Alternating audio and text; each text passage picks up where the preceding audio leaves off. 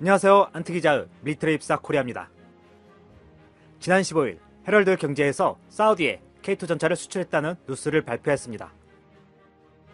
한국무역협회 무역통계를 기반으로 발표했는데 이 통계는 기업 차량을 의미하는 것으로 K2 전차 수출은 아닙니다.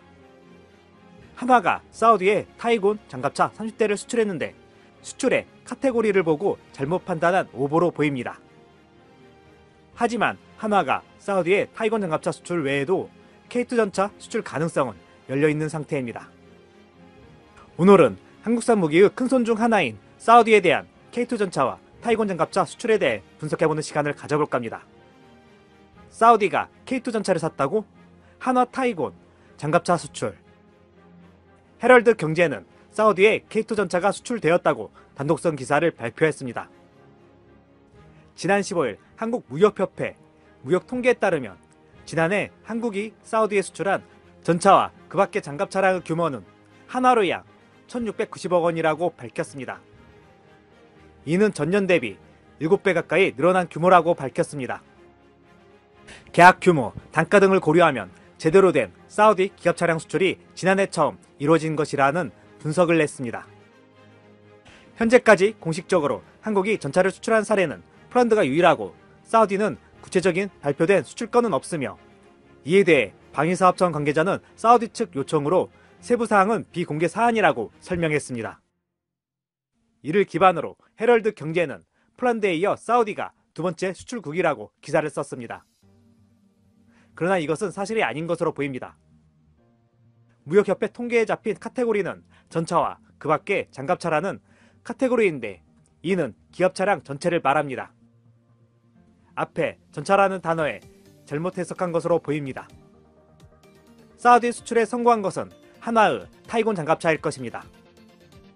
중동 대부분의 계약은 비밀을 유지해야 하는 사항으로 무기 수출을 한 뒤 한참 후에 훈련장에서 목격되는 형식으로 공개되는 경우가 많습니다. 천무와 같은 경우에도 사우디와 UAE는 비공식적으로 수입해갔고 훈련을 통해 그 사실이 밝혀지기도 했습니다. 특히 이번에 통계에 잡힌 수출액은 타이곤 장갑차가 유력합니다. 한화는 타이곤 장갑차를 사우디에 첫 수출에 성공함으로써 개발해놓은 차륜형 장갑차를 양산할 수 있게 되었습니다. 타이곤 장갑차는 한국 차세대 차륜형 장갑차 사업에서 현대 로템의 K808과 경쟁을 했던 모델로 이 사업에서 패배하는 바람에 양산 단계에 이르지 못했습니다. 한화는 수출용 타이곤 6륜 차륜형 장갑차 모델을 보유하고 있으며 사우디아라비아 군이 발주한 천무 다연장 로켓 부대의 사격 통제 차량으로 첫 수출에 성공한 것입니다. 이에 한화 에어로스페이스는 사우디아라비아 군이 발주한 1000대가 넘는 차륜형 장갑차 사업에 대응해 타이곤 8륜형 장갑차 개발을 준비하고 있습니다.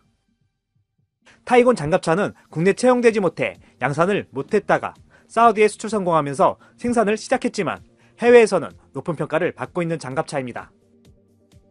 지난 2018년 UAE에서 10개국의 장갑차가 모여 실력을 겨룬 결과 역대 최고 점수인 78.8점을 받았으며 당시 50점대를 받은 미군의 스트라이커 장갑차를 따돌려 전세계의 주목을 받기도 했습니다. 타이곤 장갑차는 차체 바닥을 V자로 만들었는데 차량 바로 밑에서 급조 폭발물이나 지뢰가 폭발했을 때 충격을 양옆으로 분산시킬 수 있기 때문입니다. 타이곤은 대전차 지뢰 8kg을 방어할 수 있고 럼플렛 타이어를 장착해 총상을 입어도 시속 45km 속도로 40km 이상 거리를 달릴 수 있습니다. 타이곤 장갑차는 자주도화 능력이 있으며 장착된 워터제트를 활용하여 강, 호수 등 물 위에서도 시속 8km로 이동할 수 있습니다. 8명의 보병을 수송할 수 있으며 보병이 탑승한 의자 뒤에는 지뢰가 터질 경우를 대비해 충격 흡수 장치가 장착되어 있고 바닥은 지뢰 파편을 뚫지 못하도록 강화 재질로 마감했다고 합니다. 이번 카덱스 2014에서 타이곤 8륜형 장갑차를 기반해 천검 대전차 미사일을 6발 탑재한 다연장 대전차 미사일 장갑차를 선보이기도 했습니다. 사거리 8km의 대전차 미사일을 운용하기 위해 차체 뒤쪽에 광학 탐지 장비가 높은 곳에 설치되어 있습니다. 도색을 보면 중동시장을 감안했으며 타이곤 장갑차 수출 후 추가 수출을 위한 수출형 모델을 선보인 것입니다. 이와 더불어 타이곤 장갑차에 30mm 기관포와 다연장 공대지 미사일을 장착한 차세대 방공차량도 선보였습니다. 3년 전에 사우디와 BO2를 공동 개발했는데 실전 배치는 하지 못했지만 이때 나온 선출물을 기반으로 재정립한 모델을 선보였습니다. 만약 타이곤 장갑차가 사우디의 차륜형 장갑차 사업에 성공한다면 국내에는 도입되지 않았지만 높은 성능 평가를 받고 있는 무기체계가 해외에서 빛을 발하게 되는 첫 사례가 될 것으로 보입니다. 사우디 육군 전력 강화 사업에 주목해야 할 곳은 바로 전차 도입 사업입니다. 사우디 600대 이상 전차 구매 필요.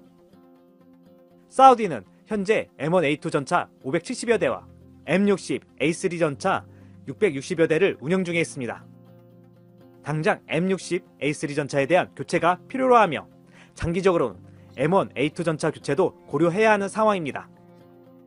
최근 미국의 탈중동 움직임에 맞춰 사우디는 기존 미국제 무기 도입에서 무기 도입 다변화를 시도하고 있으며 그 파트너로 유럽과 한국을 꼽고 있습니다. 사우디는 공군력 강화를 위해 F-35 전투기 도입을 원하고 있으나 미국이 이스라엘을 감안하여 F-35 전투기 판매를 승인하지 않고 있습니다. 이에 사우디는 단기적으로는 타이푼 전투기 도입을 진행하고 있으며 장기적으로는 6세대 전투기인 직캡 공동개발 참여와 KF-11 블록3 개발 사업에도 관심을 표명하고 있는 상황입니다. 이와 더불어 사우디의 M60A3 전차 교체 사업의 유력한 후보는 M1 전차와 K2 전차로 평가받고 있습니다. 무기 도입 다변화와 현지 생산 가능성을 감안한다면 K2 전차가 우위에 설 수 있다는 전망입니다. 한국산 기갑 장비의 중동 수출 시 문제가 되어온 엔진 및 변속기 문제가 국산 파워팩의 개발 성공으로 장벽이 사라진 상태이기 때문에 K2 전차의 선전 가능성이 높다고 평가할 수 있습니다. 특히 사우디는 2030년대까지 자국산 무기 비율을 50%까지 끌어올리겠다는 야심찬 계획을 가지고 있기 때문에 현지 생산을 지원하는 한국산 무기의 경쟁력이 높습니다. 사우디는 중동의 맹주로서 사우디의 K2 전차 수출 성공 시 이웃 국가인 UAE, 이집트, 오만, 이라크 등에 대한 파급 효과도 매우 높기 때문에 매우 중요한 시장입니다. 밀리터리 24 코리아 채널은 사우디에 대한 K2 전차와 타이곤 장갑차의 수출을 응원합니다. 오늘 준비한 내용 여기까지입니다. 안트기자의 밀리터리 24 코리아 멤버십에 가입하시면 영상 제작을 후원하실 수 있습니다. 구독, 좋아요, 알림 설정은 좋은 콘텐츠 제작에 큰 힘이 됩니다.